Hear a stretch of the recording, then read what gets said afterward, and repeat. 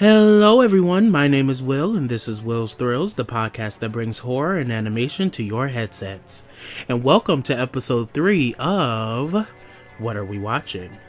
On this spooky Sunday, we'll be talking about the 2018 horror slasher HellFest, written by William Pennick, Christopher Say, and Steven Sesko. But first, it's time for a scary summary. A group of friends go to an amusement park on Halloween night. However, they find that the monsters aren't the ones on the mask, but the ones under them. Listeners beware, you're in for a scare. Let's get started. Now, before we really get into the movie, I just want to say, I absolutely love this film. I really do. It's honestly one of my top 10 favorite horror movies, and I know you're like, oh my god, it must be amazing. What it really is this movie does so much right, and it knows exactly what it is. Like, when I said it was a horror slasher, that is exactly what this movie is. It doesn't try to do anything different. It doesn't try to be innovative, but it does what it knows how to do so well that honestly, I genuinely believe it's worthy to be put in my top 10 list. Like, I really love it. Like, this is my 4th time watching this movie, and I was just as entertained watching it this time as I was those other 3 times. Like, I knew what was going to happen, and I still kind of felt on the edge of my seat, because this movie just tunes everything that we've ever seen from slashers and kind of perfects it to a point where you're like, okay, this is what a slasher is meant to be. It's meant to be this. It's meant to be this gritty, dark, kind of suspenseful experience. And there's one aspect of the movie that I'm going to get into later that really kind of ties it in for me.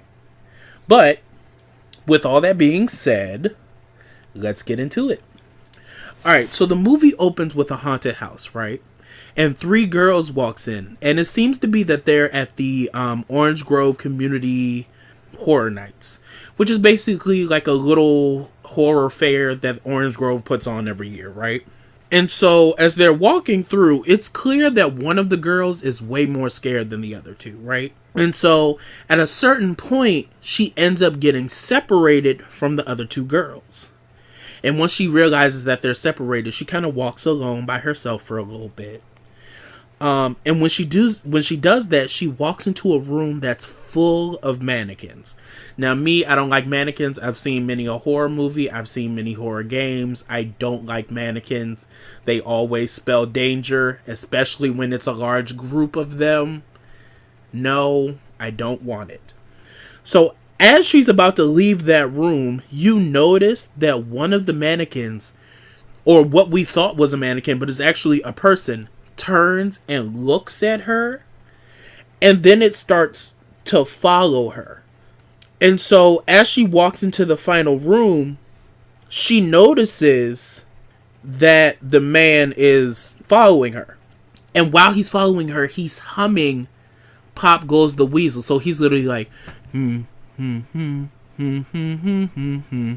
which is maybe the scariest thing I've ever heard. A killer humming Pop Goes the Weasel. No, I don't like it. I don't like none of it. So after that, she initially thinks that he's a part of the attraction, right? She says something along the lines of, "You're the one that's been following me all night."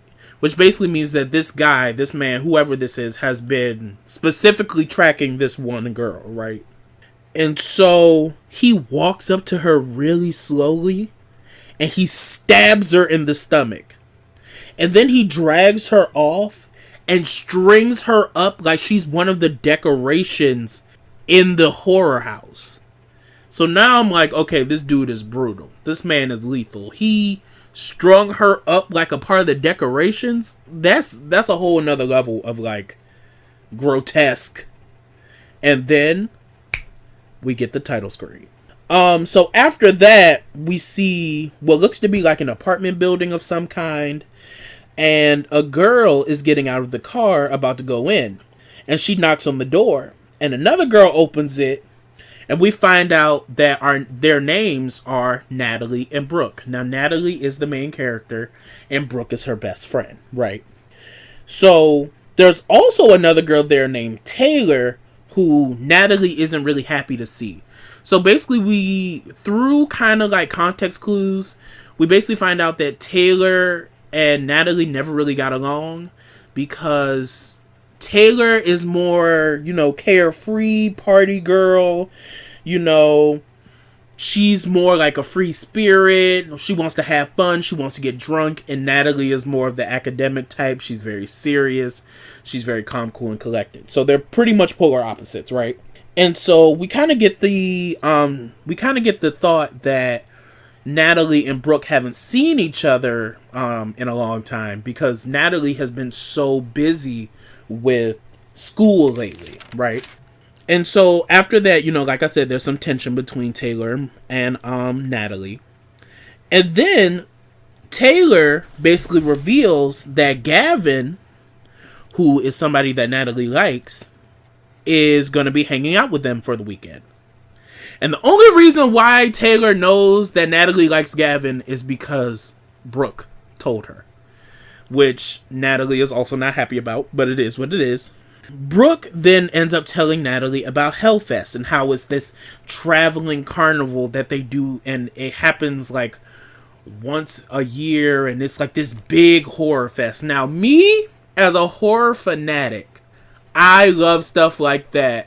And when I talk about it, like, when we get into the tidbits later, you'll see why I love stuff like this. Like, I love like horror. Like, for example, I live in Maryland, and we're right near Six Flags. So Fright Fest is my I love it. I love stuff like that.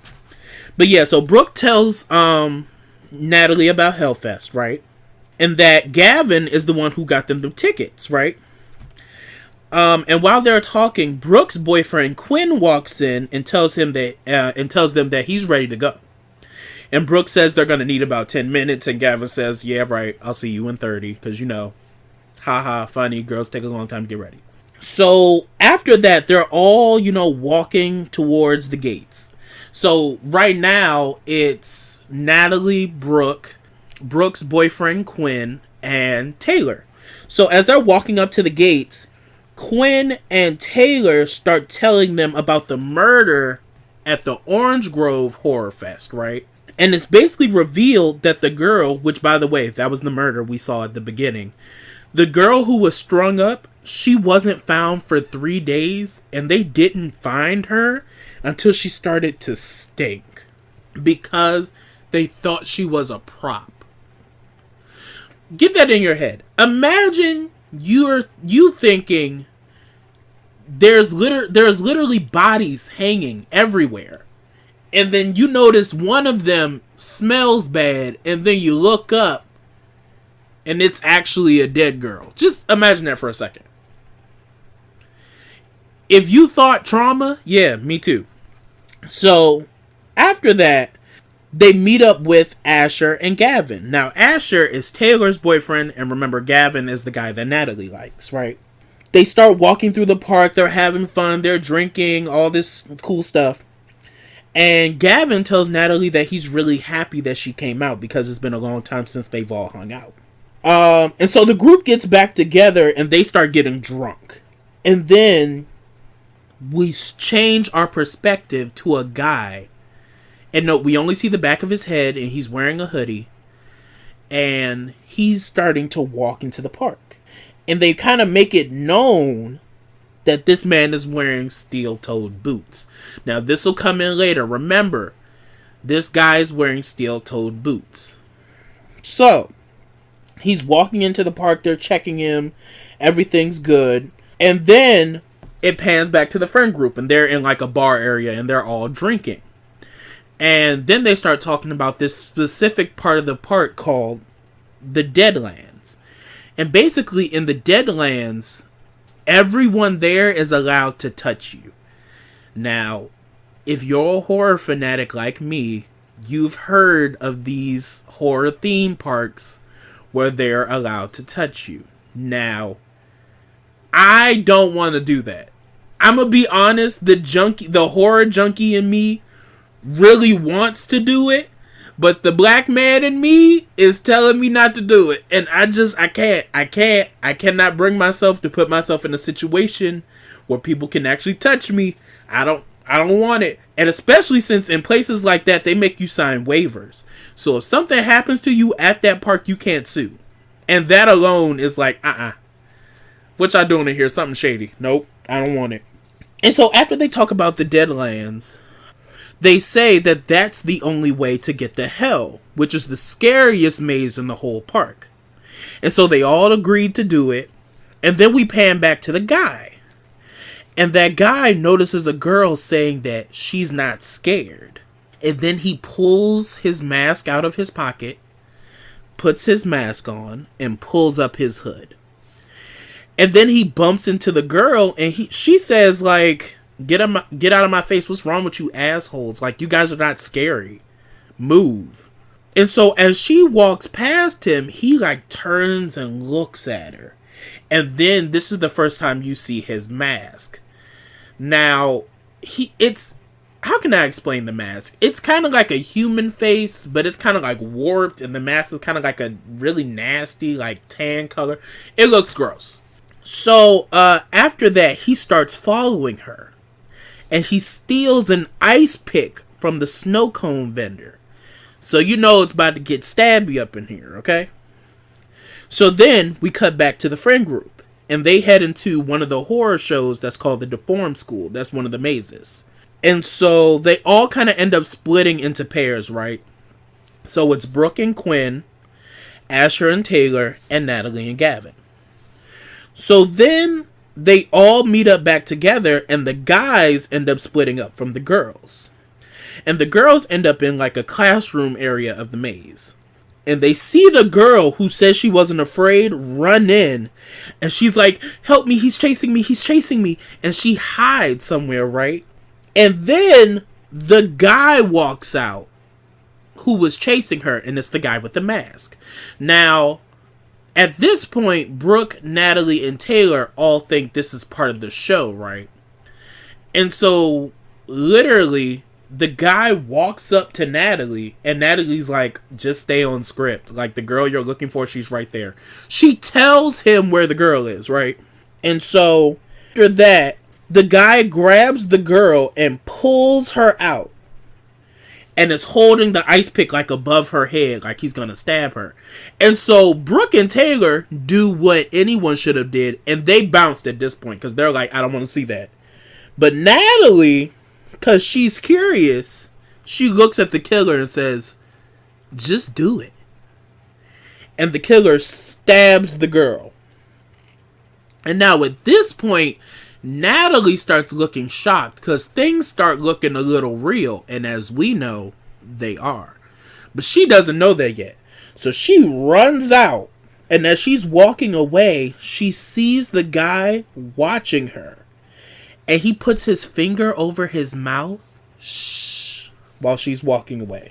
Then, as they're walking to another part of the park, she sees him again and notices that he's specifically following them.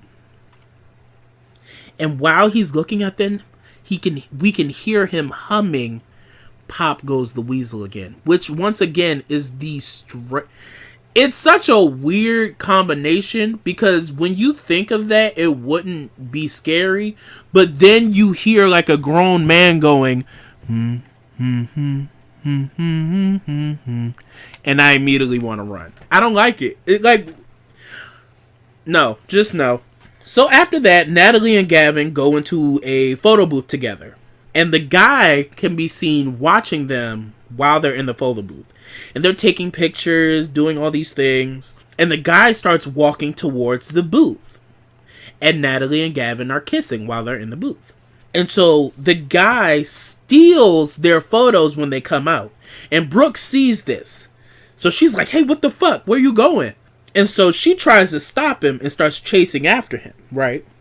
And she ends up in kind of like the back area of the park. Like, if you've ever been to an amusement park, you know the parts that are usually cut off, and they're usually like a bunch of fences, or like you'll see pipes or something like that.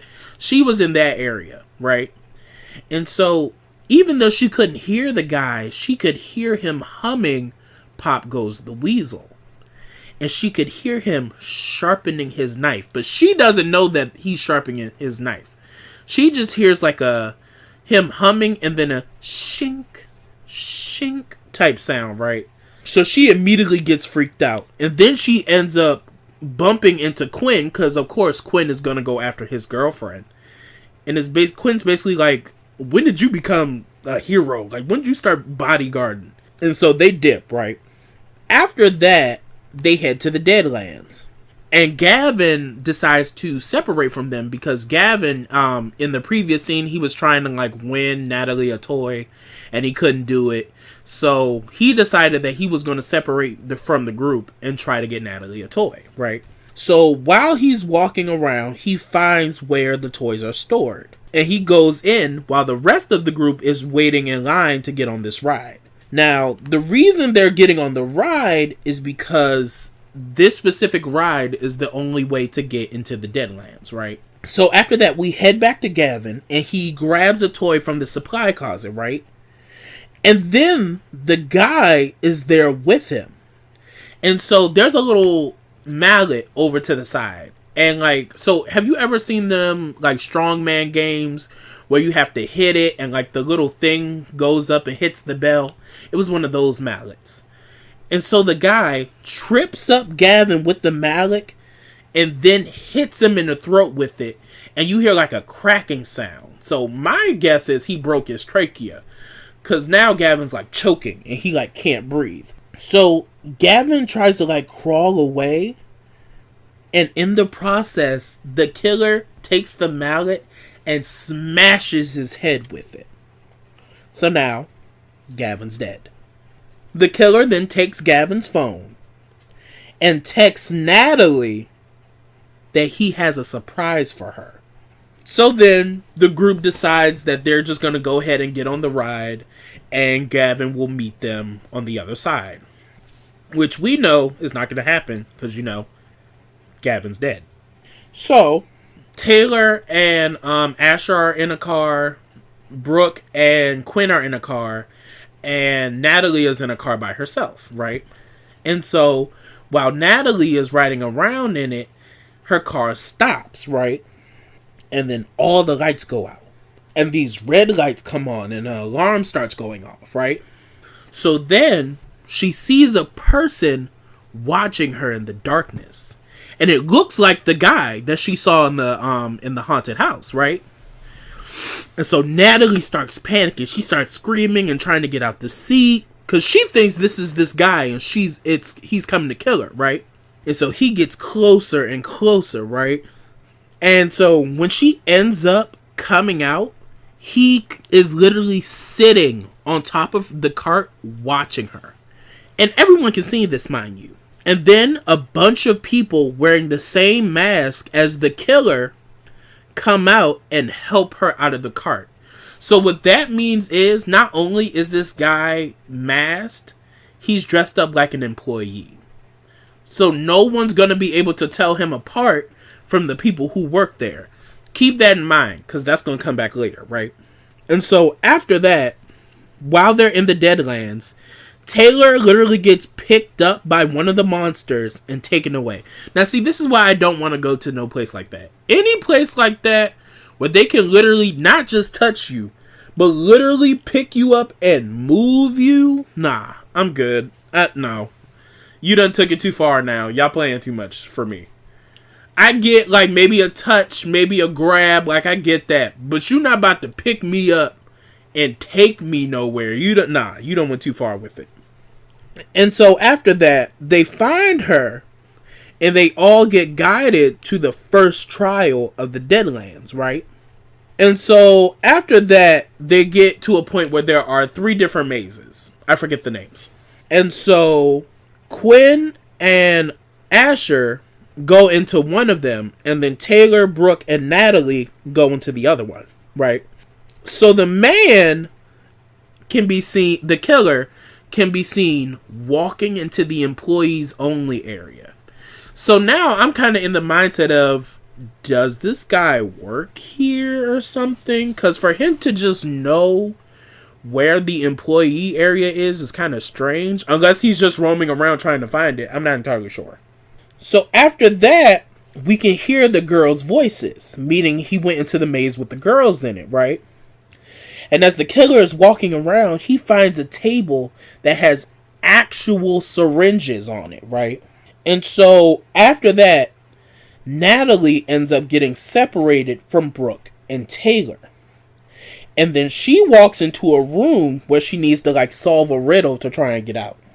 And there's like a mirror, right? And it's kind of like one of those one-way mirrors. So basically like, it's more of a glass than a mirror, actually.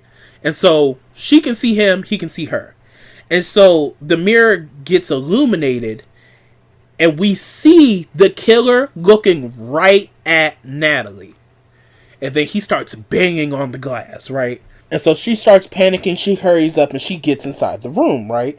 And so after that, she makes it out of the maze, and so does Taylor, Brooke, and Quinn. They all make it out. But Asher is still stuck in there, right? So the killer stalks Asher for a while and then tackles him and stabs him through the eye with a syringe. So now Asher's out of there. So now we got 4 left. The only people that are left now are Taylor, Brooke, Natalie, and Quinn. Now note, here's my opinion. If y'all done did all this and Gavin hasn't come back. Now we know Gavin's dead, but they don't know that.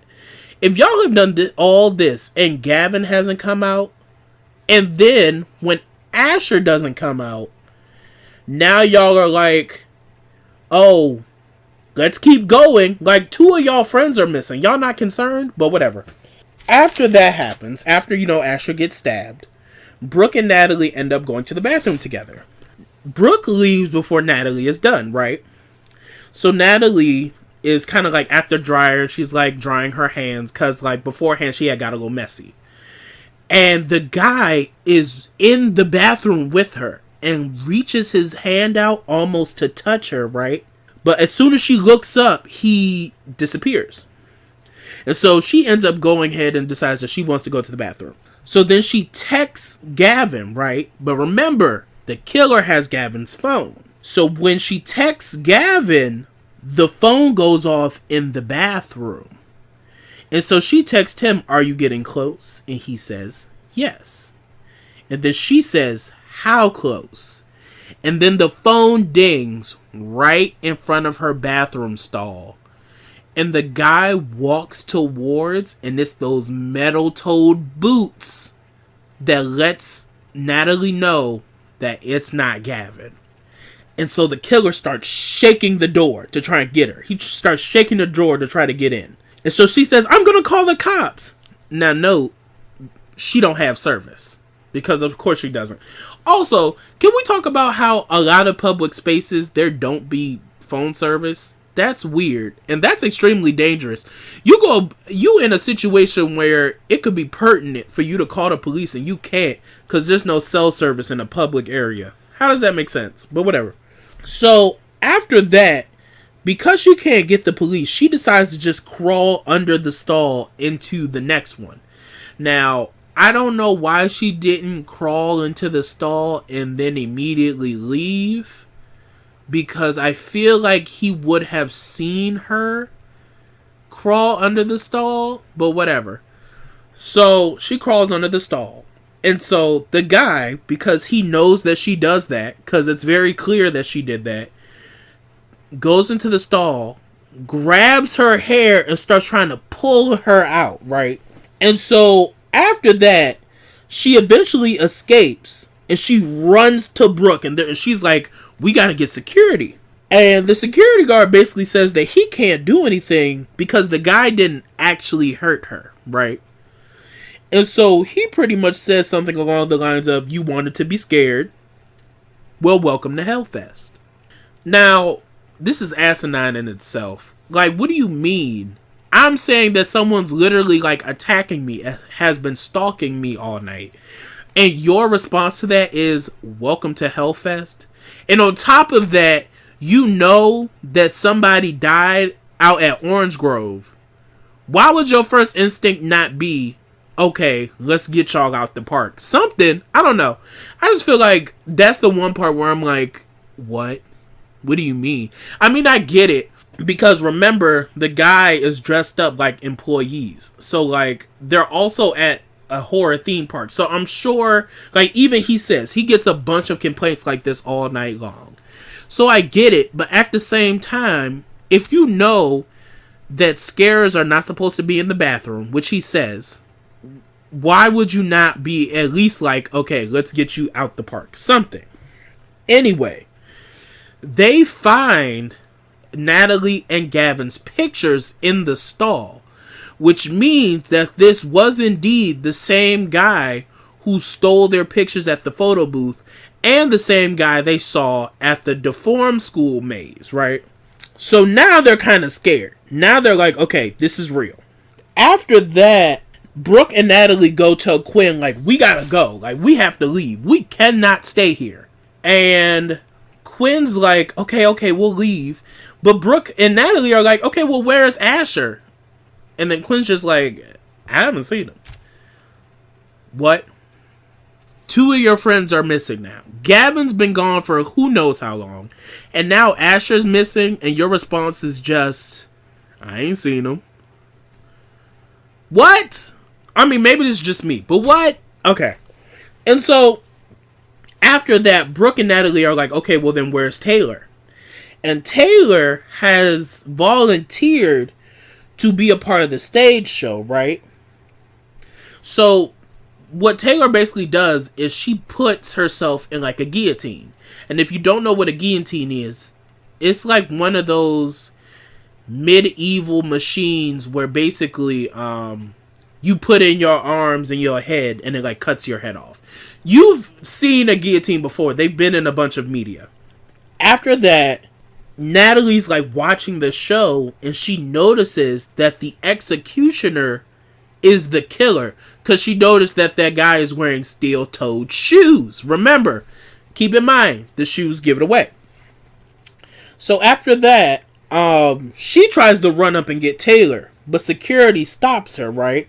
And so after the show is over, Taylor kind of stays strapped in, and one of the workers tells the executioner to let her out, right? Now remember, the executioner is the killer.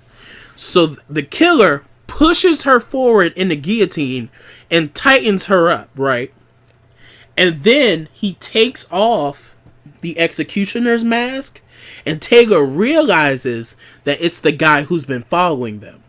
So she immediately starts freaking out. She starts screaming for Quinn and Brooke and Natalie. She just starts screaming for whoever can hear her. And she's like, help me, please. Like, help. Like, she's losing it, right? And so the killer drops the guillotine on her neck, right? But of course, it's not like a real guillotine. So it's not strong enough to cut her head off. But it does leave like a nice gash in the back of her neck, right?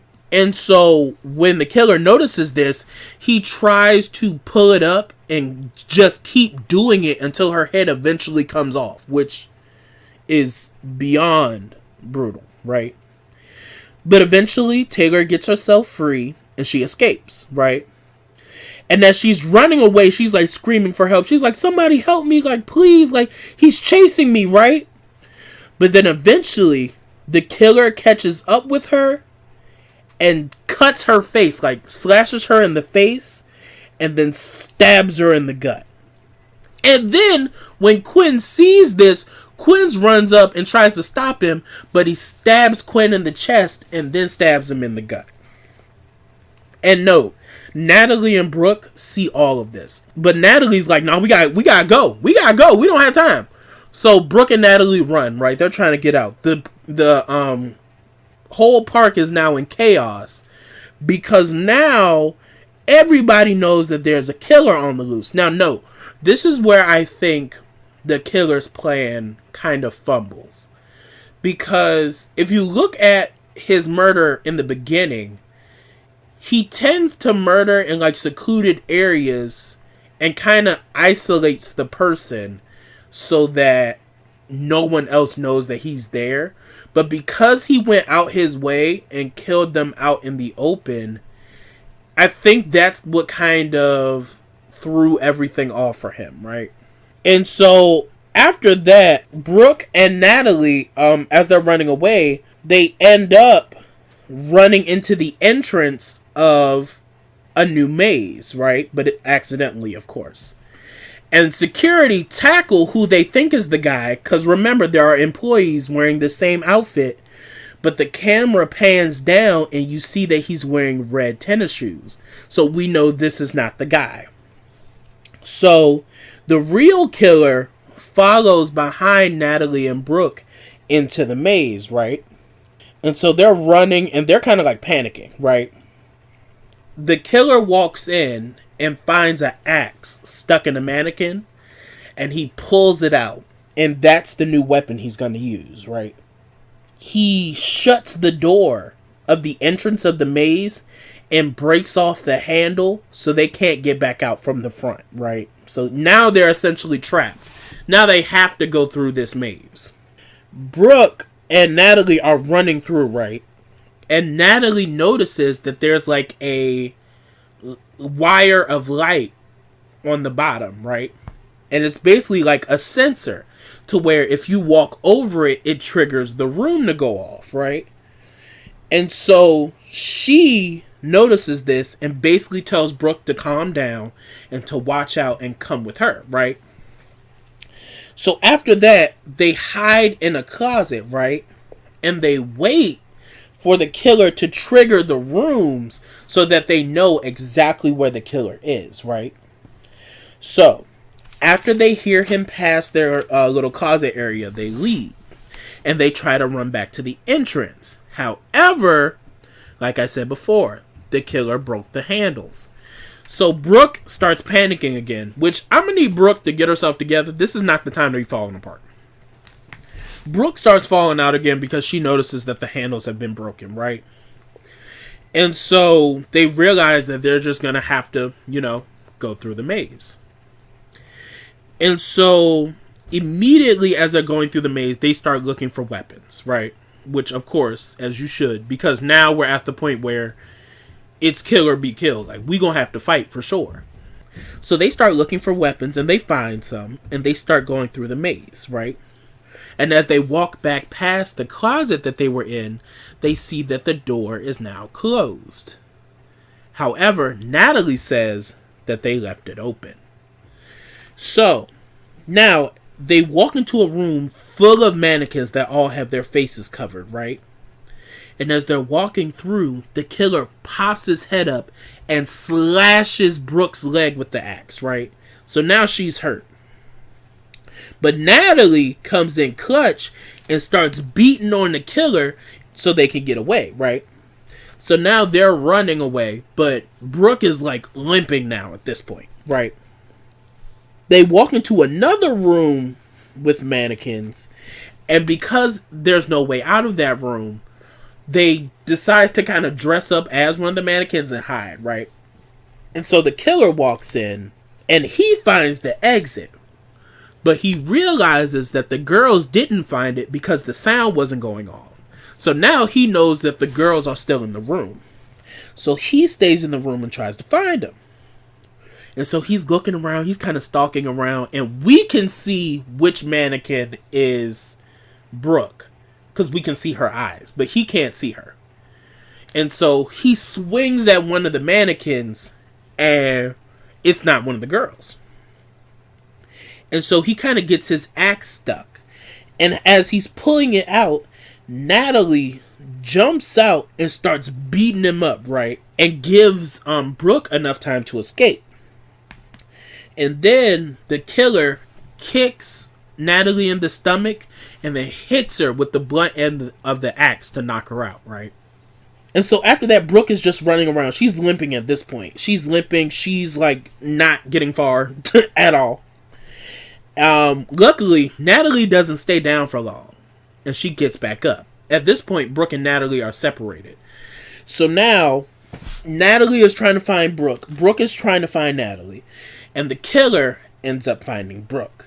But before he can kill her, Natalie pops up from behind one of the walls and stabs the killer with his own ice pick. Because when she knocked him out the first time, he dropped it, right? And then she picks up Brooke, and she's trying to get out, and the police bust in, and they find them. However, as they're walking through the maze, the killer's body is gone. And Natalie and Brooke are sitting on the steps of HellFest. And the cop comes up to them and say they've looked everywhere, but they can't find him. As they both just slowly look at each other in defeat. And then we see the killer pulling up to a house. He walks in, sits his keys down, and puts his mask in a cabinet full of other masks and the things he's collected from his killings. And he puts the pictures of Natalie and Gavin in the cabinet. Then he walks into a living room and there's a little girl in there sleeping, right? And he's humming Pop Goes the Weasel. And as the little girl starts waking up, she says, "Daddy, you're home." And he hugs her and gives her a toy from HellFest. And that was the entire movie. Now, let's get on to the tidbits. Now, like I said before, this is one of my favorite movies. I really, really like this movie. And one of the big pluses for me is the chemistry between these characters. These characters feel like such genuine friends to me. Like, if you would have told me they all knew each other prior to this movie, I would have believed you. I genuinely felt like these characters felt for each other. They cared for each other. Like, when they were having fun in the movie, it looked like they were really having fun.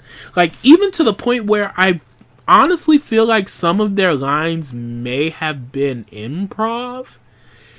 Because some of it feels kind of improv-y to me. Like, it doesn't feel scripted during some points. Like, especially with Natalie and Gavin, I feel like a lot of their, like, awkward banter feels kind of like improv to me. But I don't know. Maybe that's just me. My only real gripe with the movie was in the very beginning. I felt like the way they kind of edited the beginning kind of made it seem like a made-for-TV movie. I don't know why, but something about the way it was shot or the way it was edited in the beginning very much felt like a movie that was like made for a Lifetime or something. I don't know. It just felt kind of like cheap. But like once they get to the actual park, it's way better. I also want to say, whatever park that they filmed this at, because I'm sure they filmed this at like an actual Halloween festival. I want to go. It looks like so much fun. Like, I didn't really describe it that much while I was telling the story because it wasn't really important, but there was like neon lights and music and dancing and people dressed up in costumes and stages and drinks and it just looks so much fun. And I want to go.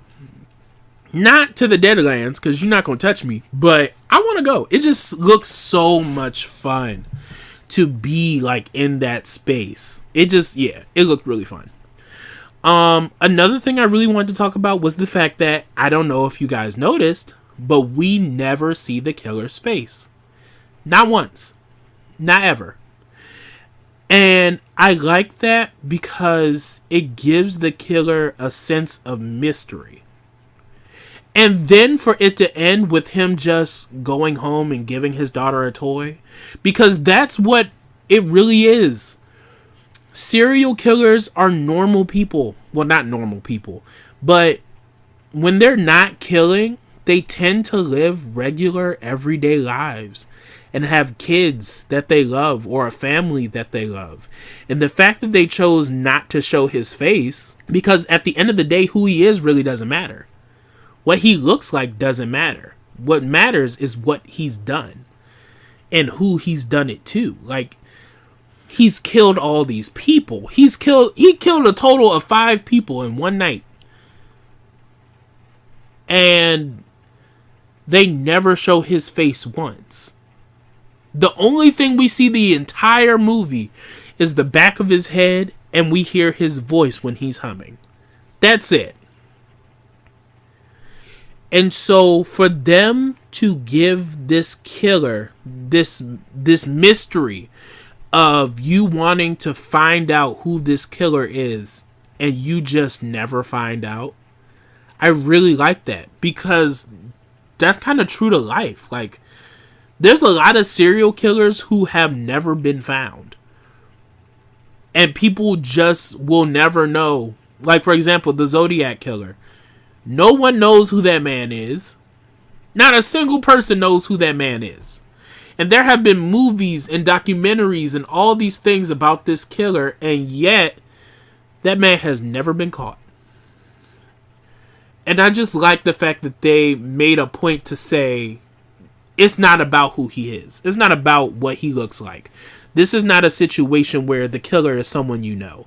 This is a situation where this killer is a monster, a stranger that you've never known. But he's just like you and me, because that's how killers really are. And I love it. I really like this movie. Genuinely. I think it does so much right. I think it does a really good job of just being what it is. It doesn't try to be anything different. It doesn't try to do anything new, which some people will argue is a bad thing. But I think with certain things, it's okay to stick with your lane if you know that's what you do best. And I think that's what this movie did. This movie went out to be a slasher, and that's exactly what it was. It was just gory enough. They did a really good job with character development. I really felt for the characters. I really believed that they were friends, and I really believed that they cared for each other. And the people who they were dating, I really feel like they liked them. And I think that's what makes a good slasher. If you make a horror movie where people get killed and I don't care that they're dead, you didn't accomplish what you set out to do. But if you make a horror movie where somebody dies and I go like, no, not so and so, like you've done it. Because I don't think people realize how hard it is to make characters that you actually care about. Like, I feel like a lot of horror movies nowadays just create characters specifically to be killed. But this movie felt like they created these characters first and then was like, okay, how are we going to kill these already well-rounded characters? Like, they gave each character a personality. None of them are, like, cringy to me. None of them are... I don't dislike any of them. Like, I really like all of them. Like, even how Taylor and Natalie initially had tension, but that kind of fades through the night because Natalie starts to loosen up. And Taylor, starts liking Natalie more because Natalie starts loosening up. Like, they didn't have to put that in. They didn't have to make that distinction clear, but they did because they actually cared about these characters. Like, even Gavin and Natalie's relationship, how they're, like, super awkward around one another and making kind of, like, corny jokes. Like, it felt like you were actually watching these people who like each other but are both kind of nervous about it. It felt really genuine, which is why I think some of this was improv. Because it didn't feel scripted. Like, the parts that felt scripted to me were the more horror-y parts, but the parts where they were just hanging out as friends felt very natural to me. And that's why I like this movie. I love it. I genuinely think it does everything right. Really. But that's all I have for you guys today. Please remember to like and subscribe, and leave a comment down below about what you think about this movie. Oh, and by the way, I rate this movie a 8.5 out of 10. Bye!